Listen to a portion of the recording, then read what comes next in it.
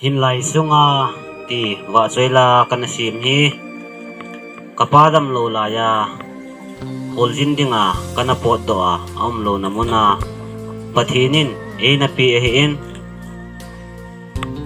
kangai tu le kipa na zala bi nga mi thi lo nge tin a thi ni khon ki sei jing jong le thi le man kipa pi nei lovin hobung upa anato ana kanudam lain silver jubilee namang thonin kanu na be san nungin jang phaso ta thasana na tong kidin lolhing ta mulsuna ala zala athi ni khoa atua chate mithi lung jong le van khopia kanu to akimu to ding kagel le kipa na zala mithi lunge ti a ki se hin thi le man kipa pi nei lovin lolhing ta lepna tam ta thu a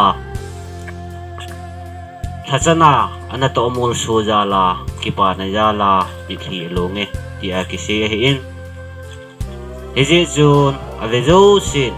pakai leng pi le ai kun khom na wa ito khom naw itham khom nawa lolhing ta mul su nai la thi na divin pathinin phathe bu pi taw hen amen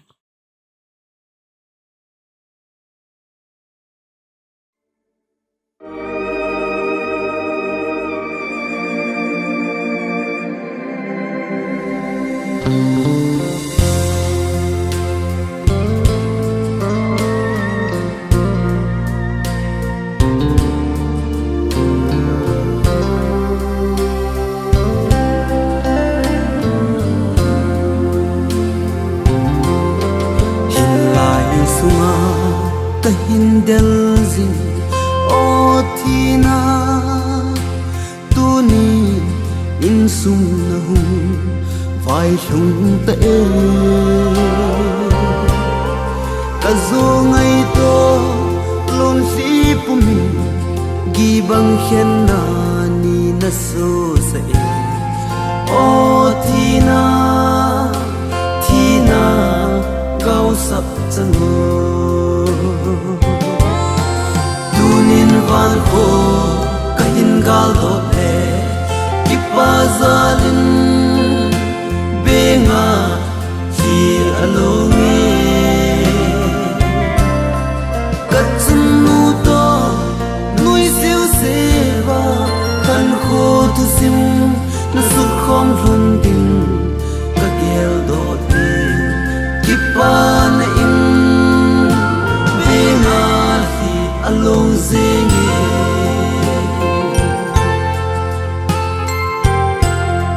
kim zui ingi kazo chani o hepa nadam lai na to ban ho ho bungama khul benga to ham hama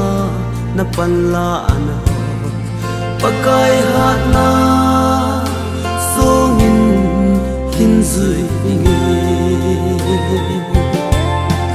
tunin van ko kahin gal do le kipa zalin benga fi alonge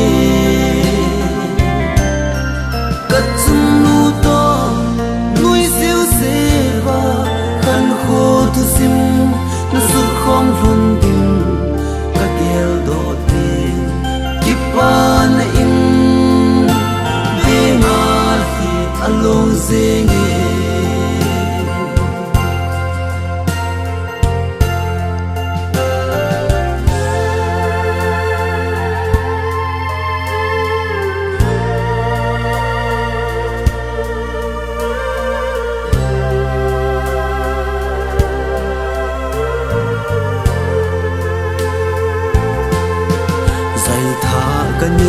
me silung alen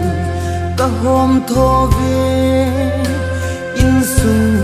athom hau te na tu te le na con chơi chừng luôn khi thương hồ bằng lung riêng dòng đời xây đỏ thấy lâu khi pa na mít tùy ai tunin van khô kahin gal đỏ hè khi pa zalin benga khi alone